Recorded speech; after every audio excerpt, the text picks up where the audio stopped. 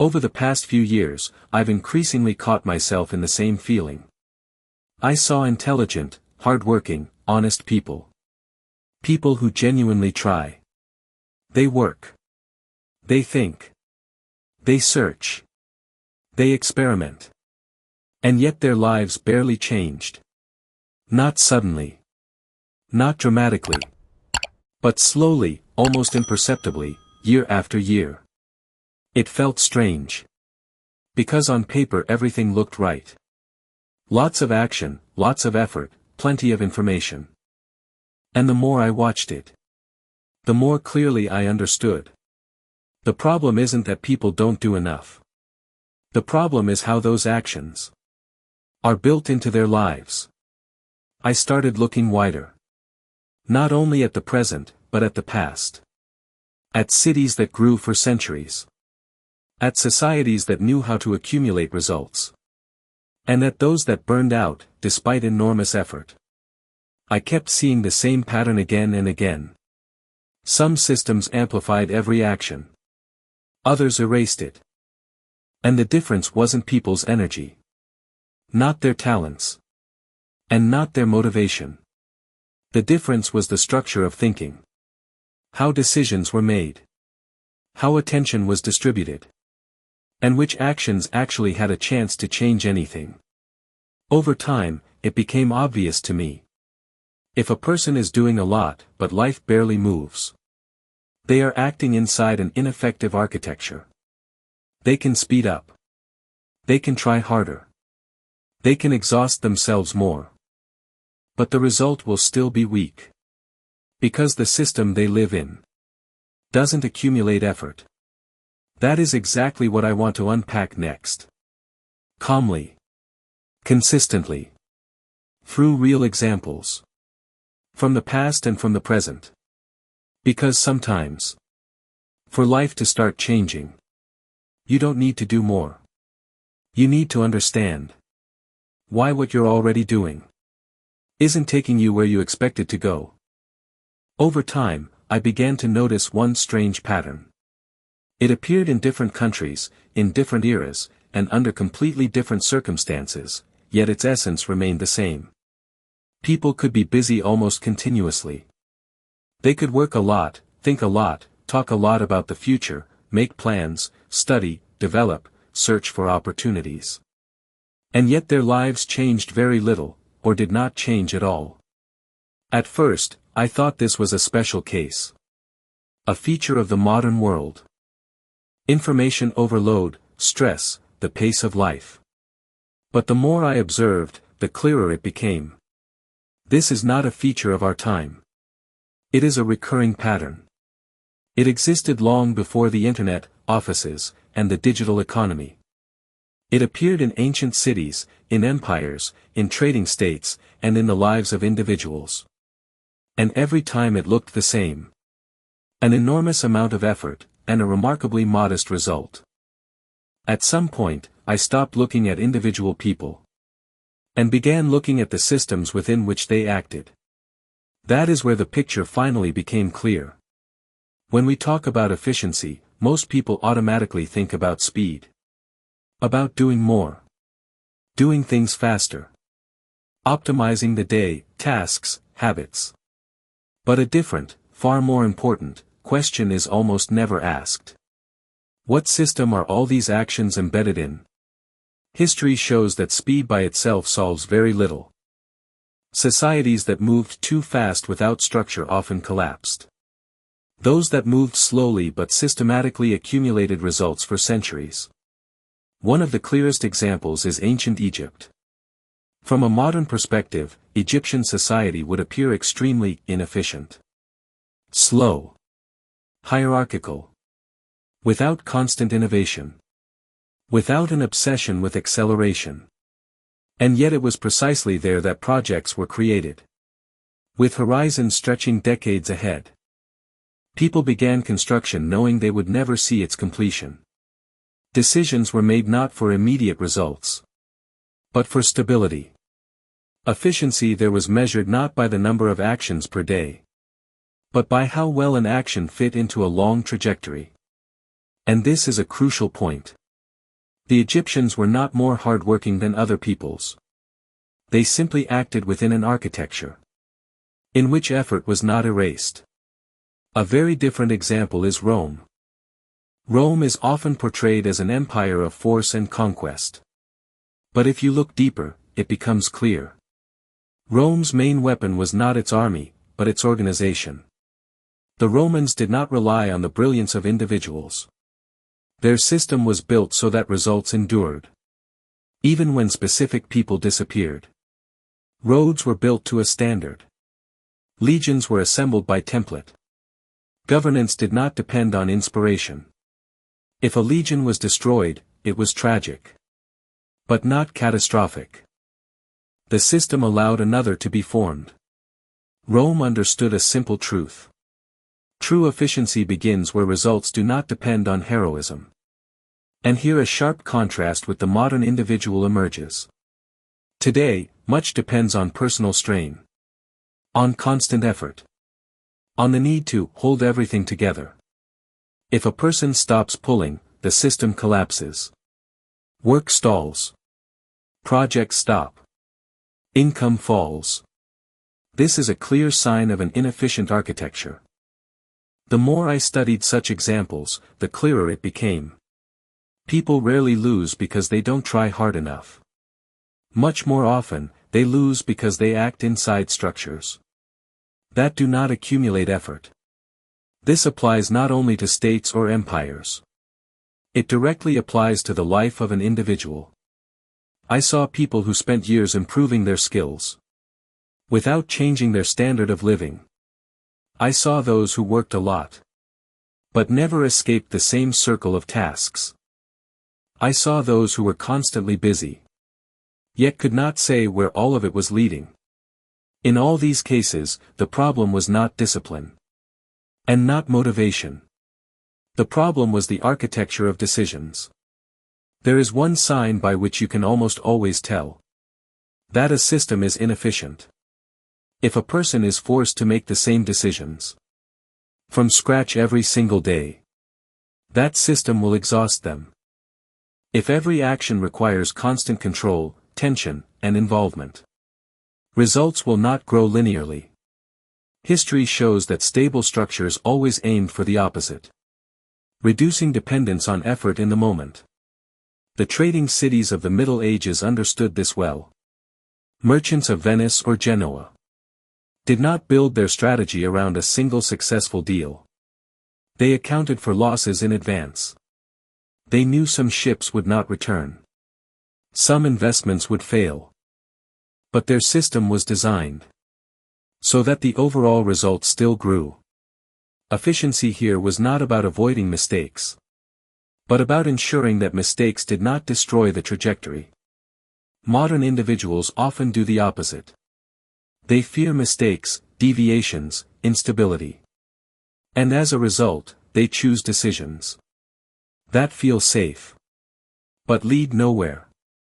Gradually, I came to a simple conclusion. If actions do not turn into change, it means they are not embedded in a system capable of sustaining that change. You can do more. You can try harder. You can accelerate. But if the architecture of thinking remains the same, the result will either not appear at all, or will disappear as quickly as it appeared. This book is an attempt to examine that architecture, not through abstract theory, but through real examples of how people and societies built systems in which effort truly mattered. Because sometimes the most important step forward is not a new action, but understanding why the actions you are already taking are not working the way you expect them to. Over time, I understood one more important thing. An ineffective architecture of thinking almost never looks like a mistake. On the contrary, most often it appears logical, reasonable, and even correct. That is precisely why people can live inside it for years. If inefficiency were felt immediately, it would be easy to fix. But the problem is that in the short term, such an architecture often creates a sense of control. A person is busy. They have tasks. They feel needed. They are constantly solving something. This is what creates the illusion of movement. When I began examining different life trajectories, career, financial, personal, I saw that most people build their lives according to the same principle. They react rather than design. Reaction feels natural. It does not require complex thinking. It is always justified by circumstances. You need to close an urgent task. You need to respond. You need to put out a problem. You need to prevent things from getting worse. All of this looks reasonable. But this is exactly where ineffective architecture is formed. Because reactions do not add up to a trajectory. History once again offers a useful reference point here. When Rome was just beginning to expand, it faced constant crises, rebellions, external threats, internal conflicts. But Rome's key distinction was that it was almost never governed in a state of constant reaction. Roman elites thought in terms of structure. What must remain even if specific people disappear? What must function even if circumstances change? Rome did not try to manually save each situation. It created rules, institutions, and standards. This reduced the cognitive load and freed up energy for strategic decisions. The modern individual often lives the opposite way. They exist inside a constant stream of small decisions. Every day demands attention. Every detail seems important. Every deviation triggers anxiety. As a result, all thinking is occupied with servicing the present moment. The future remains abstract. I kept seeing the same picture. A person may think a lot, but almost never think about the structure of their life. There is another factor that intensifies this problem. It is almost invisible, yet deeply destructive. It is the habit of measuring progress by sensations, not by change.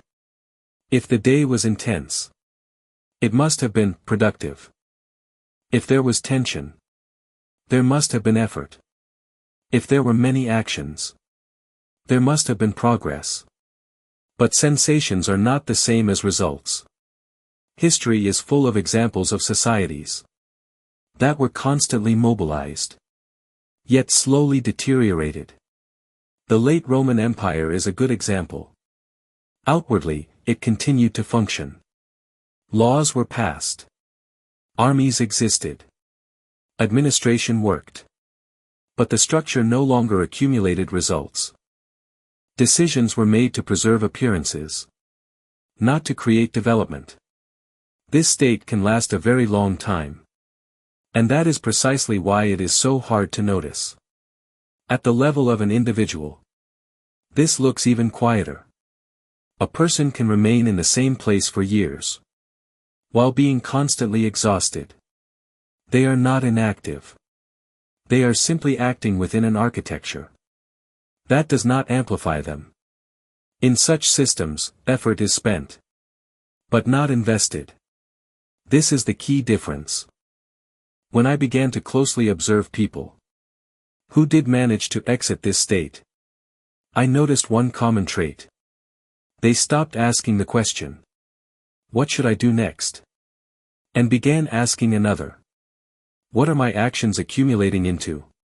This shift may seem small, but it changes everything. Because action without accumulation is wear and tear. Action embedded in a system is growth. Very often, ineffective architecture is held together by fear of loss. Losing stability. Losing income. Losing approval. Losing control. Fear pushes people to choose decisions that feel safe, but in reality preserve the current state. Historically, this is clearly visible. In societies that held on to outdated forms for too long, they did not collapse immediately. They simply stopped developing. And that is far more dangerous. At some point, I realized The most ineffective strategy is endlessly improving something that was never leading where you wanted to go. You can optimize your day. You can improve skills. You can increase workload. But if the architecture of thinking does not change, all of this merely accelerates movement along the old trajectory. That is why so many people feel as if they are living on autopilot, even when they are trying to be conscious. This part matters because it leads to the next step. Before talking about how to build an effective architecture, it is necessary to clearly see what makes it ineffective. Not as theory, but as a living, everyday reality. Because change begins not when a new plan appears, but when it becomes impossible to keep ignoring the system you are actually living inside. Over time, I noticed one more detail that at first seemed insignificant, but later became central. Default thinking does not merely preserve direction. It also protects it. A person may encounter clear signals that something isn't working. Fatigue, disappointment, a sense of emptiness, lack of growth. But instead of revising the system, they begin searching for explanations. They tell themselves that now is not the time. That they need to endure a little longer. That conditions are difficult. That things will become easier later. And at this point, thinking performs its hidden function. It does not seek truth. It seeks stability. I increasingly notice that people confuse explanation with cause. An explanation soothes. A cause demands change. When a person explains to themselves why things are happening this way, they reduce inner tension. But at the same time, they reinforce the very architecture that brought them to their current position. This becomes especially clear at moments when a chance to change trajectory appears. Sometimes it's an opportunity. Sometimes a crisis. Sometimes a random point of choice. But if thinking is already tuned to preserving form, even these moments will be interpreted in a way that avoids any fundamental change. History repeats itself here. Many cities of the past did not fall because they lacked resources, and not because they lacked people. They fell because they continued explaining events to themselves, using outdated categories. Decisions were made as if the world were still arranged the same way. The inertia of thinking proved stronger than facts.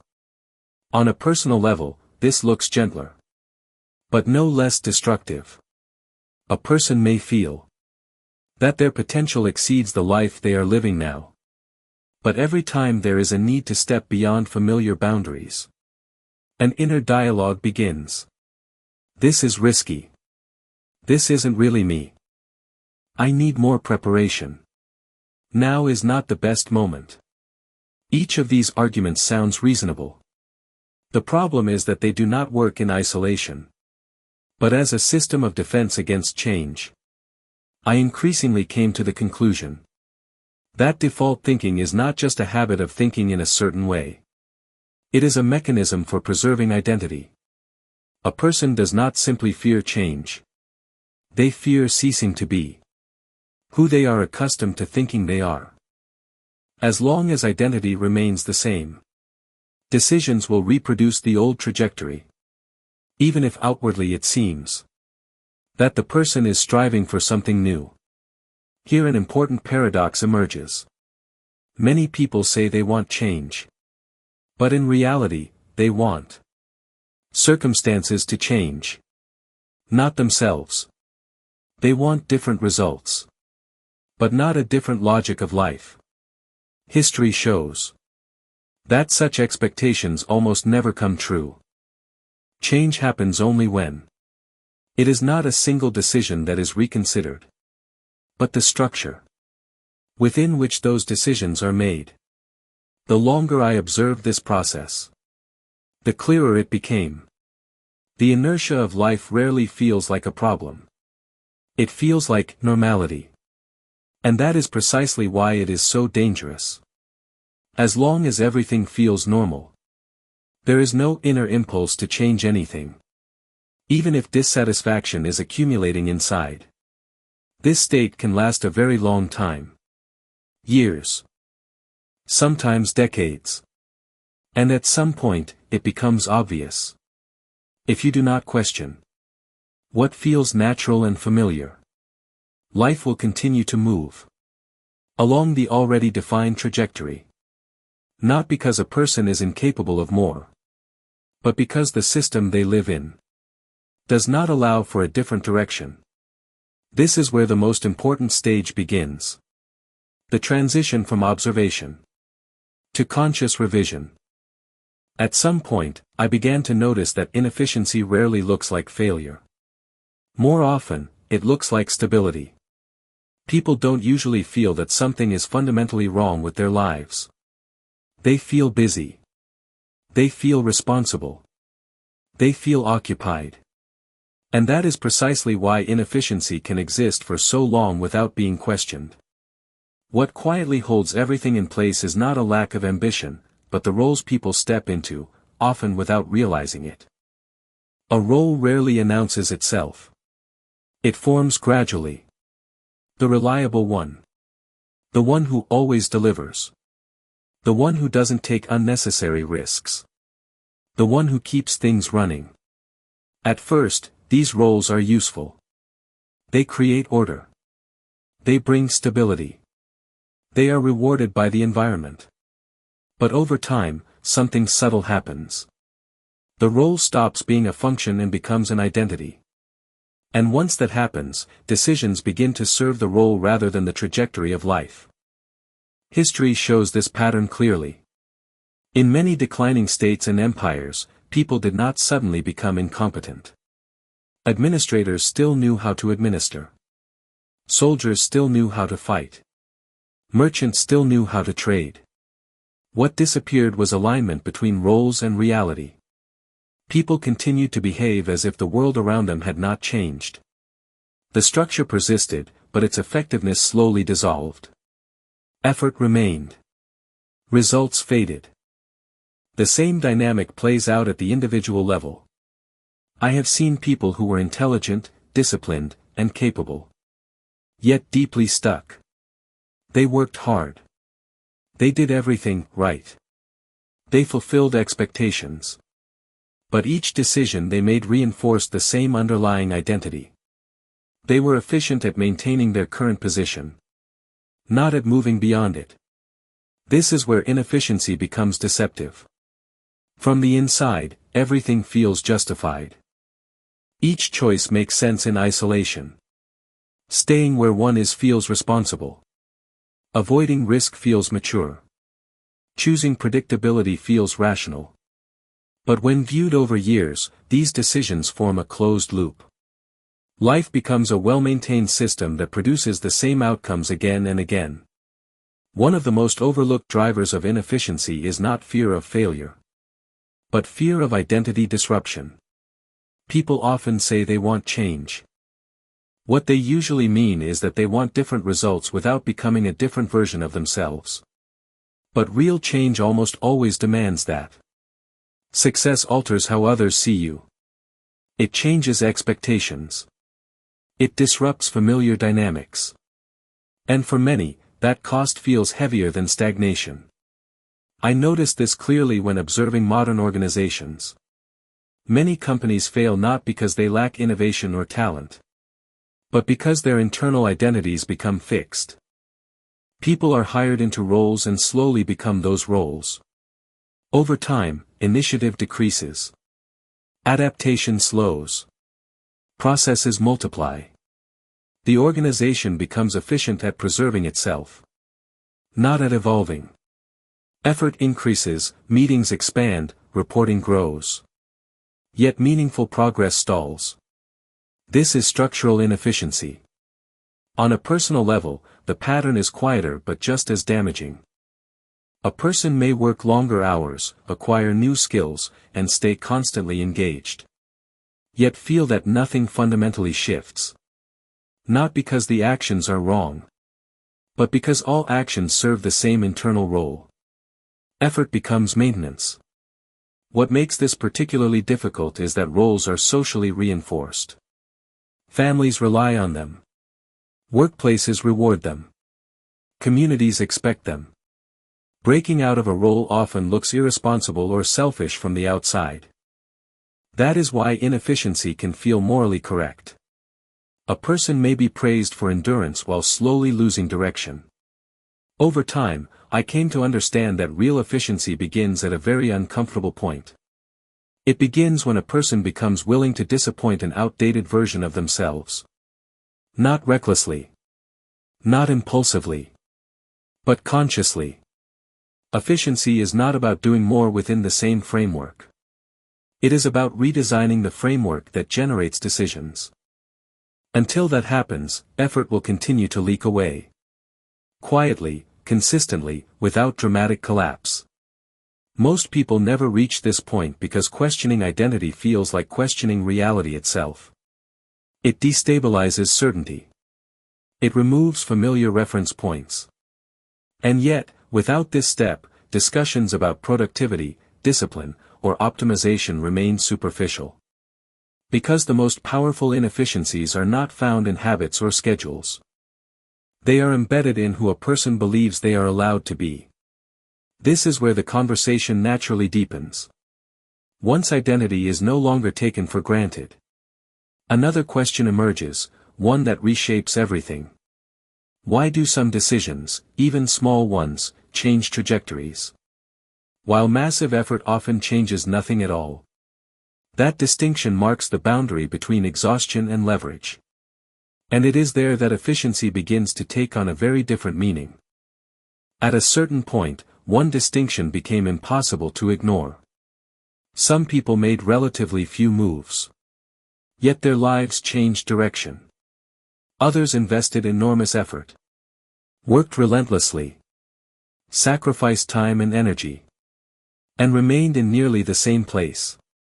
This was not a matter of intelligence. And not a matter of discipline. It was a matter of leverage. Most people confuse effort with impact. They assume that if something is important, it must be difficult. If it matters, it should require strain. If it leads to change, it must hurt. History does not support this assumption. The most consequential decisions were often not the most exhausting ones. They were simply the ones placed at the right point in the system. Consider how cities evolve. A single road, placed correctly, can redirect trade for centuries. A port built in the wrong location, no matter how advanced, will struggle forever. The effort of construction may be the same. The difference lies entirely in placement. Human lives work in much the same way. I began to notice that people who changed their trajectory did not necessarily work harder. They worked differently. They identified decisions that altered the structure around them. Not just their daily output. They understood, sometimes intuitively, that leverage does not come from intensity, but from position. Modern environments are particularly good at hiding leverage. They reward visibility over impact. Busyness over direction. Activity over movement.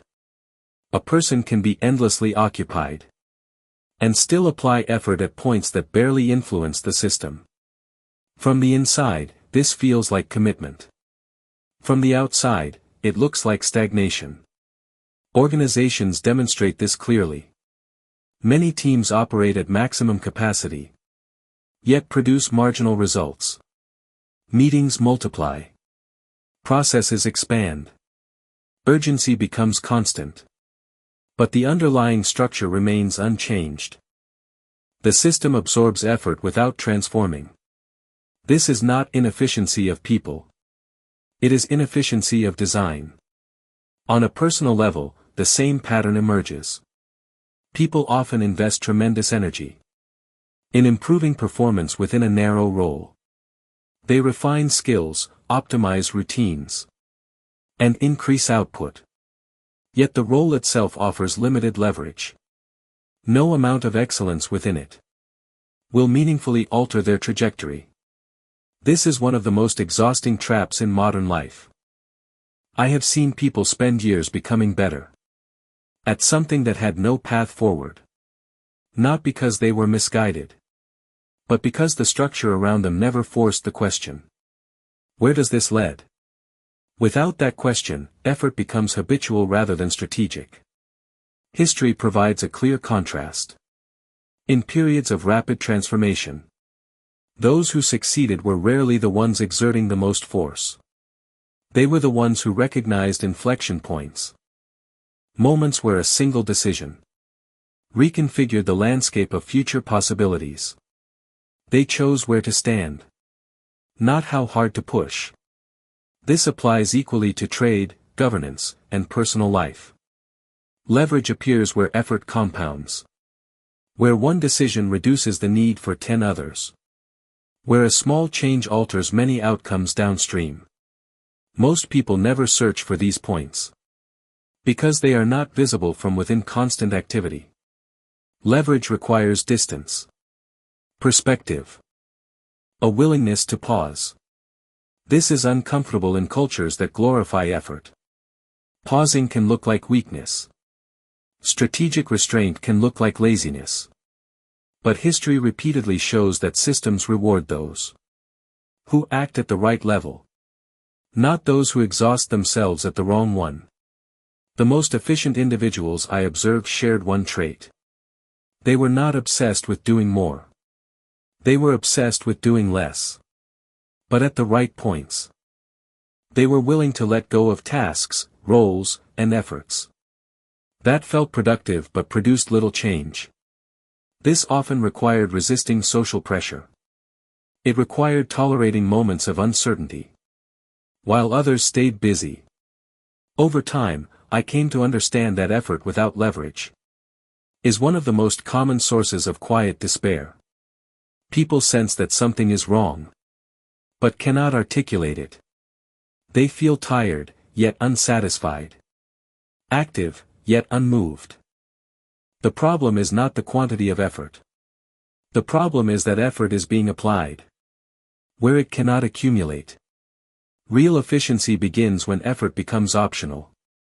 Not because one stops acting, but because the system itself begins to carry weight. Decisions reinforce each other. Outcomes persist. Momentum replaces strain. This is the difference between pushing a structure forward and designing one that moves on its own. Once this distinction becomes clear, a new question inevitably arises. If leverage matters more than effort, how do people learn to see it? Why do some recognize structural inflection points early, while others miss them entirely? The answer lies not in intelligence, but in how attention is directed. And that is where the architecture of thinking reveals its most decisive layer. After leverage, the next pattern became impossible to ignore. People do not fail to change their lives because they lack intelligence. They fail because their attention is constantly consumed by the wrong layer of reality. What a person consistently pays attention to quietly determines what they are capable of changing. Attention is not neutral. It is selective, limited, and deeply shaped by environment. Where it flows, thinking follows. And where thinking follows, decisions accumulate. Most people assume they direct their attention consciously. In reality, attention is largely captured. Modern life is exceptionally effective at this. It fills attention with urgency, with noise, with immediate demands. Messages, tasks, updates, responsibilities. Each one small, each one seemingly reasonable. Together, they create a closed field of awareness. Inside that field, long-term structure becomes invisible. I noticed that people who struggled to change their trajectory were rarely unaware of what they wanted. They were simply unable to keep that question in focus long enough for it to influence their decisions. Their attention was continuously pulled back to maintenance. History reflects this pattern clearly. Periods of decline were often marked not by chaos, but by excessive focus on surface-level stability. Administrations refined procedures. Institutions multiplied rules. Officials optimized existing systems. All while deeper structural shifts went unnoticed. Attention was consumed by preserving order, not by questioning direction. On an individual level, the same mechanism applies.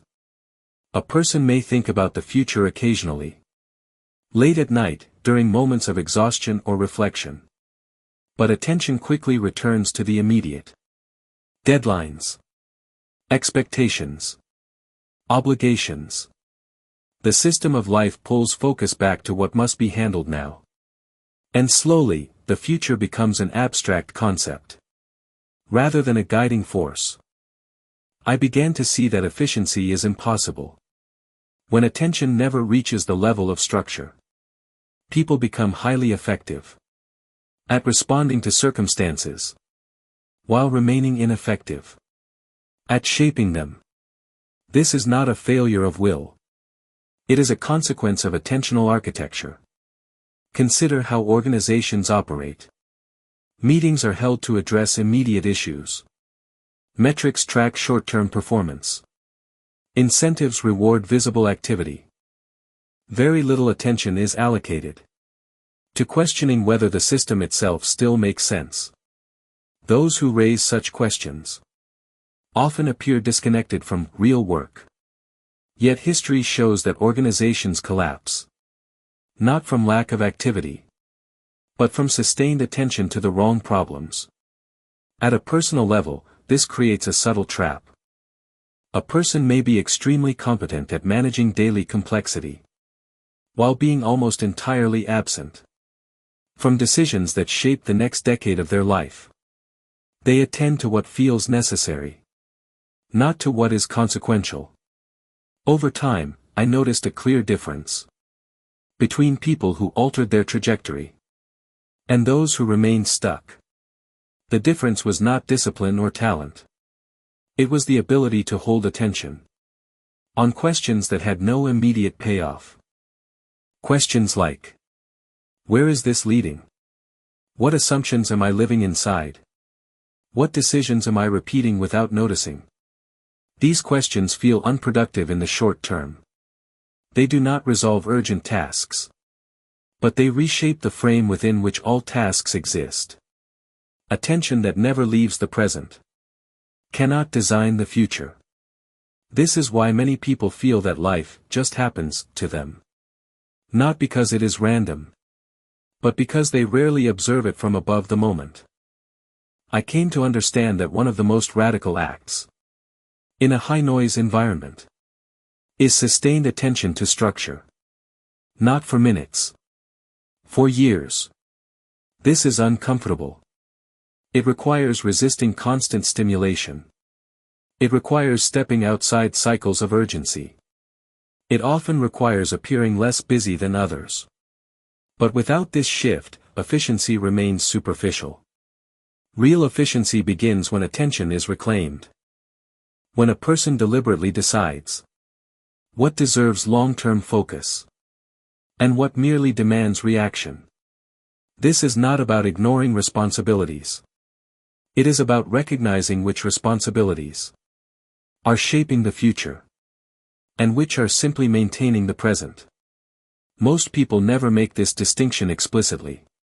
They assume that if something feels important, it must be important. But urgency is not importance. And busyness is not direction.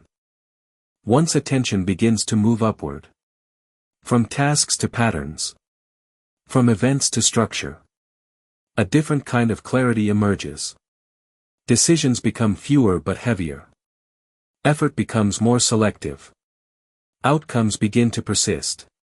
This is not sudden transformation. It is a slow reorientation. And with that reorientation, another realization follows naturally. If attention determines what we can see, and leverage determines what we can change, then the final constraint lies even deeper. Why do people resist seeing certain structures at all? Why are some truths repeatedly avoided, even when they would simplify life dramatically? The answer lies in cost. Not financial cost, but psychological cost. And that is where the architecture of thinking reveals its most protected layer. The deeper I went, the clearer one pattern became. People do not avoid certain truths because they are complex. They avoid them because those truths are expensive. Not financially. Psychologically. Some realizations carry a cost that most people are unwilling to pay. There are moments when a person begins to sense that something fundamental is misaligned. Not a specific problem.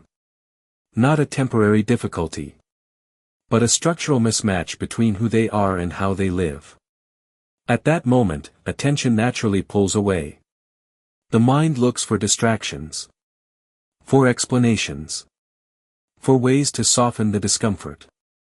This is not weakness. It is self-protection. Certain truths threaten stability. They imply responsibility.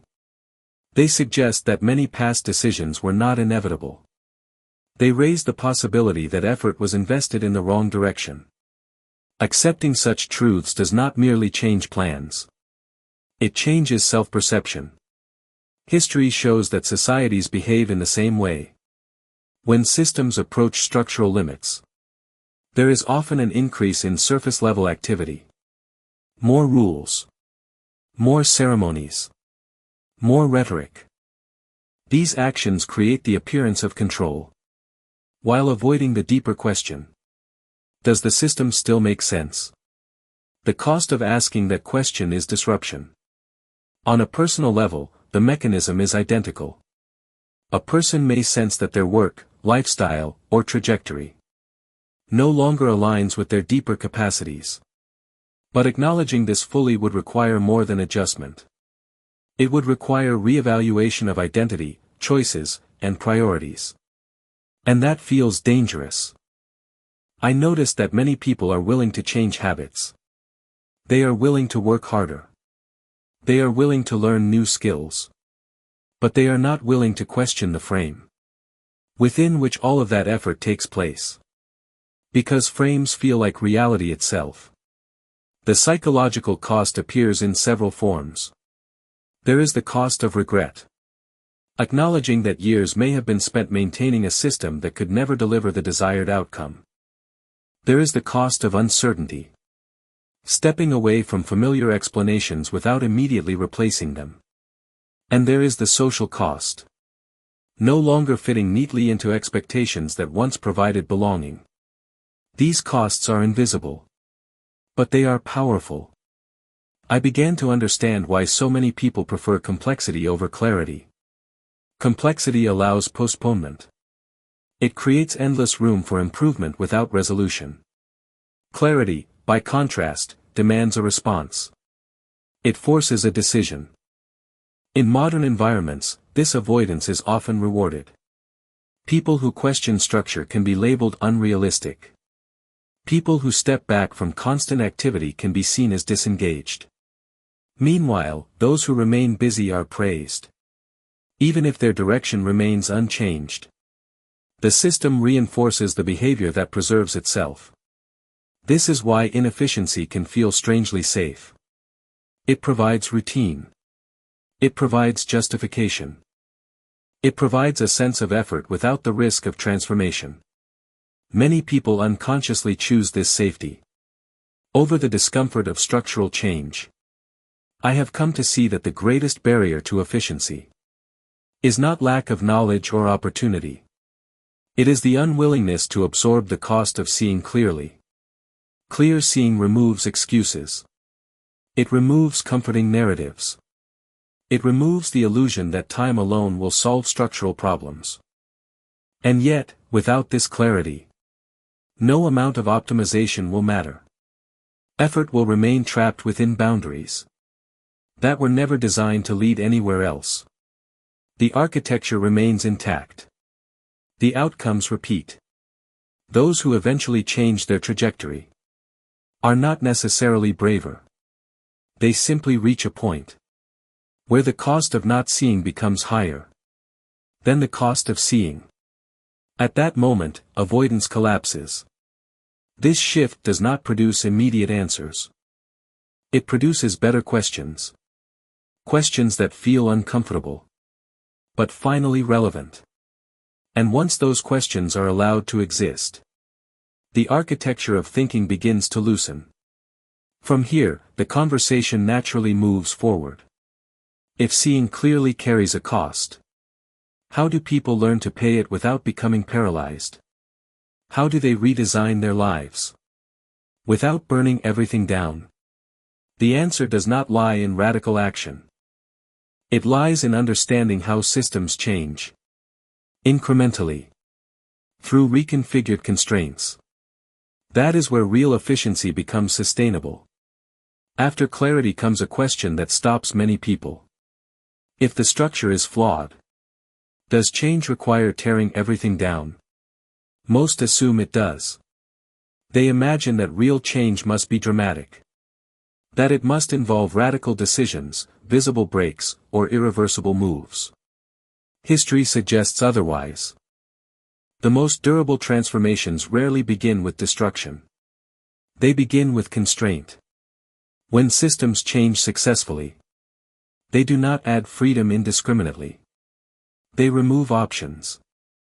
They reduce complexity. They narrow the field of acceptable behavior.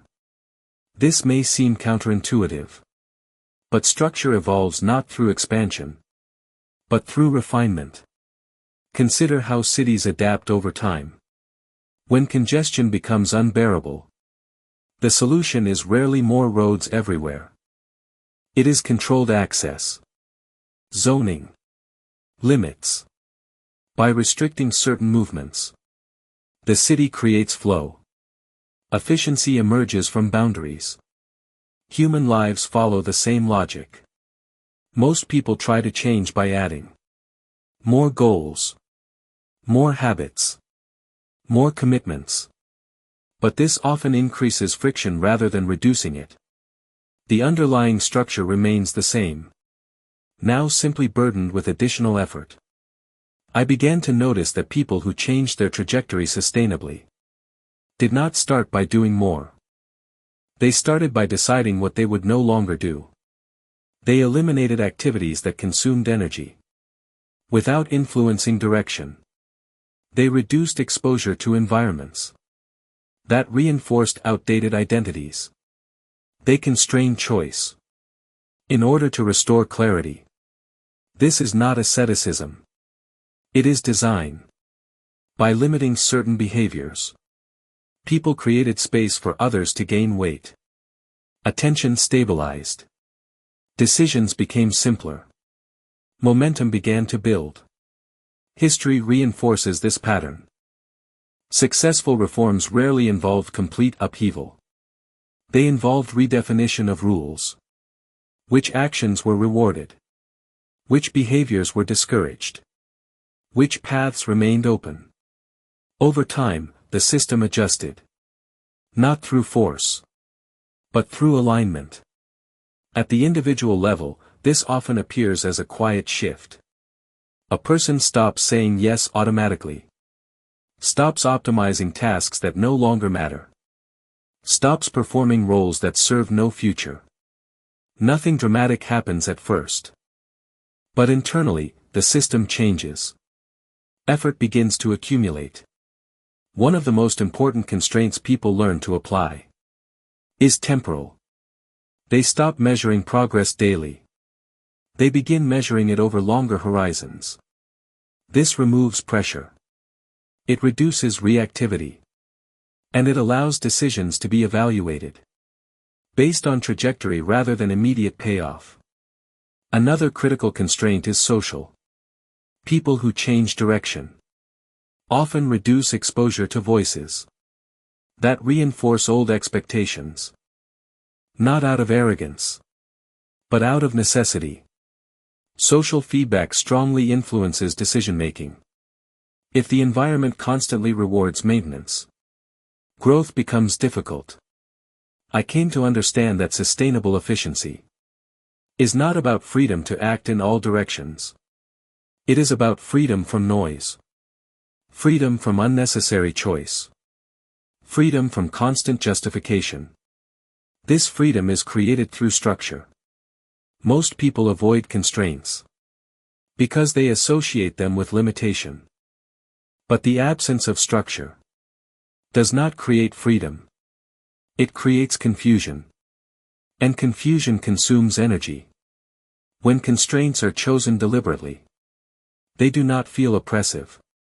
They feel stabilizing. They reduce internal conflict. They simplify decisions. They allow focus to deepen. This is how systems begin to support effort, rather than absorb it. Change at this level is rarely visible to others at first. There are no announcements. No dramatic gestures. But the internal architecture shifts. Actions begin to reinforce each other. Results persist. What once required constant effort now requires maintenance. At this point, a different challenge appears. Once the system begins to work, the temptation is to accelerate, to add back complexity, to expand prematurely. Many people sabotage their progress here. Not out of failure, but out of impatience. History shows that systems collapse when growth outpaces structure. The same is true for individuals. Efficiency is not just about creating momentum. It is about preserving coherence. That requires restraint. This is where maturity enters the picture. Not as age, but as relationship to time. Those who sustain change learn to resist urgency. Even when opportunity appears, they evaluate expansion through the lens of structure. Eventually, a subtle shift becomes visible. Life feels less heavy. Not because there is less responsibility, but because responsibility aligns with direction. Effort no longer feels wasted. And at that point, efficiency stops being a goal. It becomes a property of the system itself. From here, the remaining question is not how to change, but how to prevent regression. Why do people, after building a more effective structure, often drift back into old patterns? The answer lies in habit at a deeper level. Not behavioral, but perceptual. And that is where the final layers of architecture emerge. One of the most misunderstood aspects of change is the belief that once a better structure is built, it will sustain itself automatically. Experience suggests otherwise. People rarely return to old patterns because the new ones failed. They return because perception quietly pulls them back. Habits are often discussed as behaviors. But the deeper habit is perceptual. It is the way a person interprets effort, progress, and comfort. If perception does not change, behavior eventually realigns with the old system. I observed this repeatedly. People would redesign their lives in subtle but effective ways. They reduced noise. They clarified priorities. They created structures that supported leverage. For a while, things improved. Then, gradually, old interpretations resurfaced. Moments of stillness began to feel unproductive. Periods without visible output felt risky. Constraints began to feel restrictive rather than stabilizing. Nothing external had changed.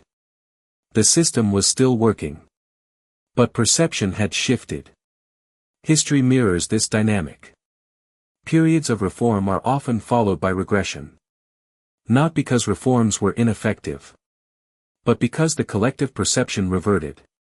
People began to interpret stability as stagnation, restraint as weakness, structure as limitation.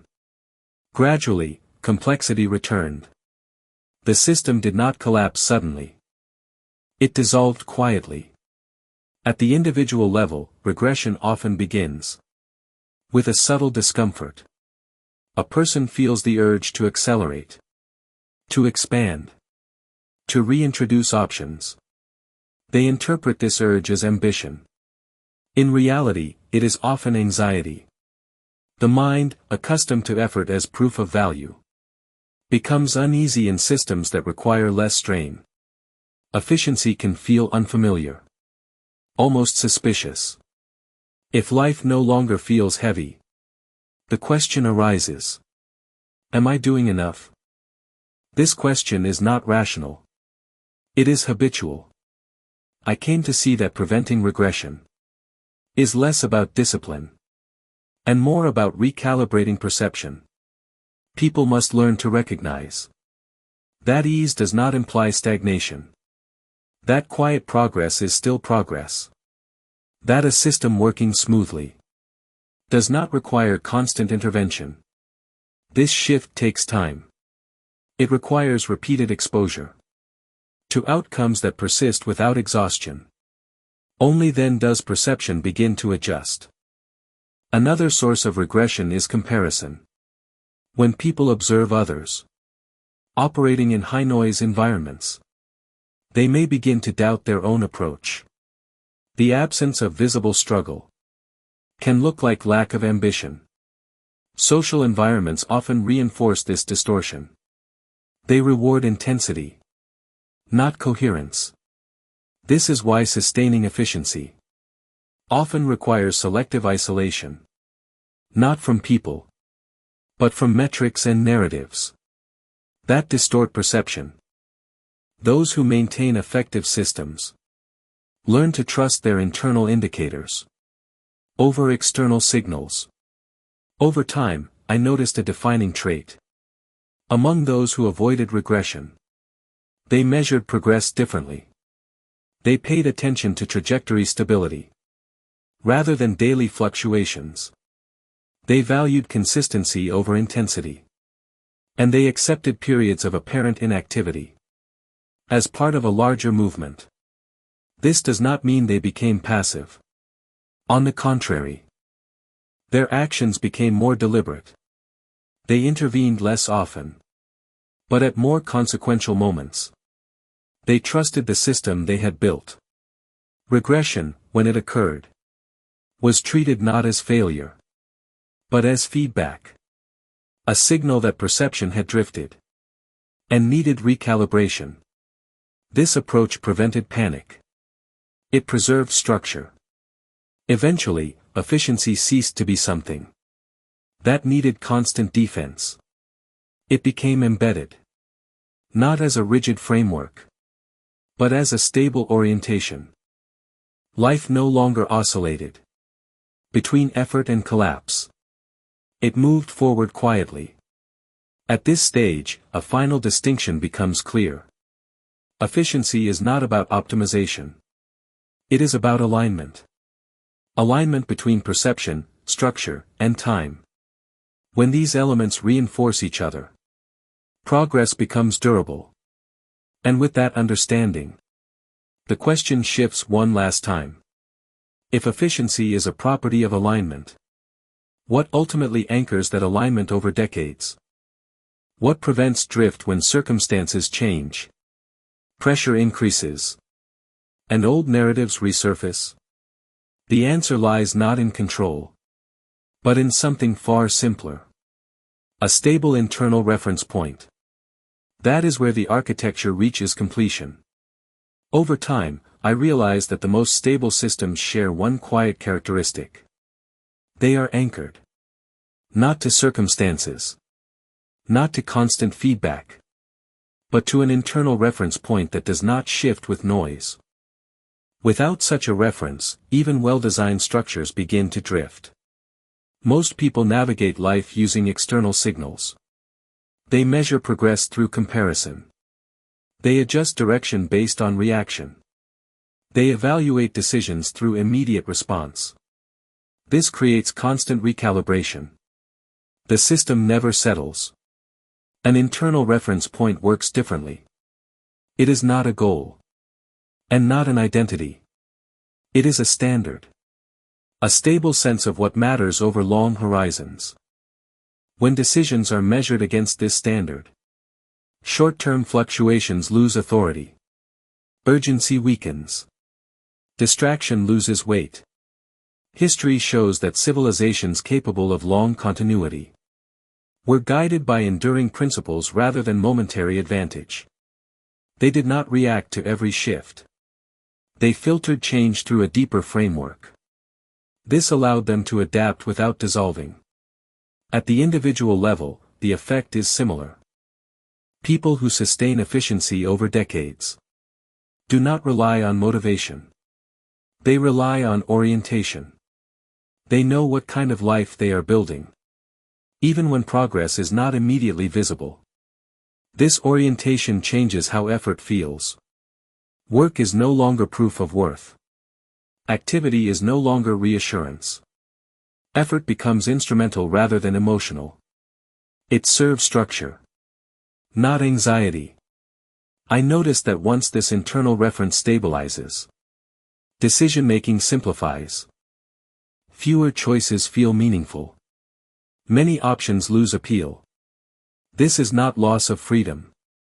It is clarity. Time plays a critical role here. Short-term thinking amplifies noise. Long-term thinking dampens it. When decisions are evaluated across years rather than weeks, urgency dissolves. What once felt pressing reveals itself as inconsequential. People often underestimate how much pressure comes from compressing time. They attempt to judge direction too quickly. They abandon structures before those structures have time to work. This creates cycles of rebuilding without accumulation. The most efficient lives I observed were not rushed. They moved steadily. They allowed processes to mature. They respected the delay between cause and effect. This patience was not passive. It was strategic. It allowed effort to compound rather than dissipate. With a stable reference point, regression becomes easier to detect. Not because behavior changes, but because orientation does not. The person feels misalignment early and corrects course quietly. This is the final safeguard against drift. Not control. Not discipline. But coherence.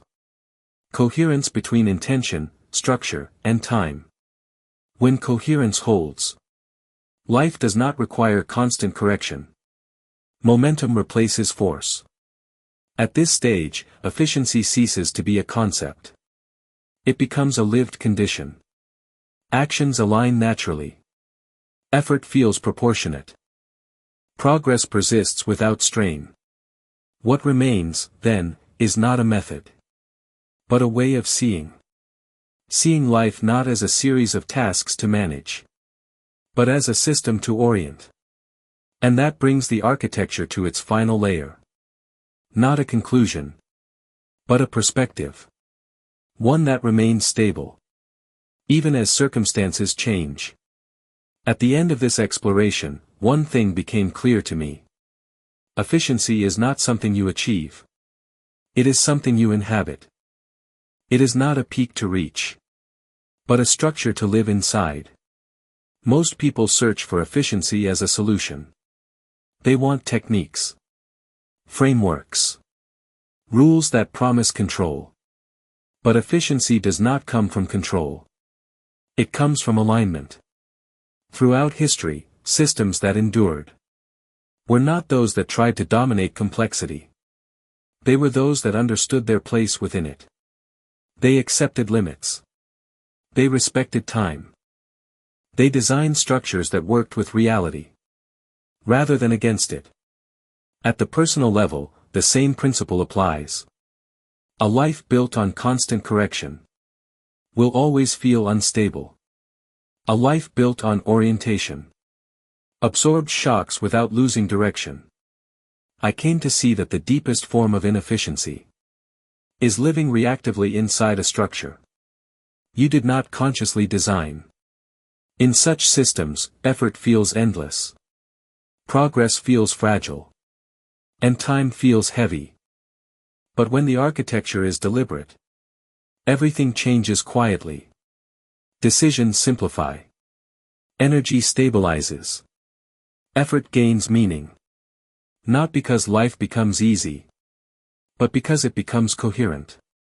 One of the most liberating realizations is that not every problem requires action. Many dissolve when the structure that produces them is redesigned. This understanding removes urgency without removing responsibility. People often ask what the right path is. There is no universal answer. But there is a universal principle. Efficient lives are built by those who choose direction before speed. Speed amplifies mistakes when direction is unclear. But when direction is stable, even slow movement compounds. This is why patience appears again and again in every durable system. Not as delay, but as respect for process. By this point, the question is no longer, how do I do more? It becomes, what deserves to persist? This single question filters decisions more effectively than any productivity method. An efficient life does not chase intensity. It cultivates consistency. It does not seek constant validation. It relies on internal reference. And perhaps most importantly, it does not confuse effort with meaning. Effort serves structure. Structure serves trajectory. And trajectory defines outcome. I have seen people transform their lives without dramatic gestures. No public reinventions. No radical breaks. Just quiet realignment. Over time, everything followed. This is not a promise of ease. It is an invitation to maturity. To stop exhausting yourself. Proving your worth through effort. To stop reacting to systems you did not design. Efficiency, in its final form, is not about control. It is about trust. Trust in a structure you have tested. Trust in time. Trust in coherence. When that trust exists, life no longer feels like resistance. It feels like movement. And that is where the architecture completes itself. Not as an endpoint, but as a way of seeing. One that remains long after this book ends.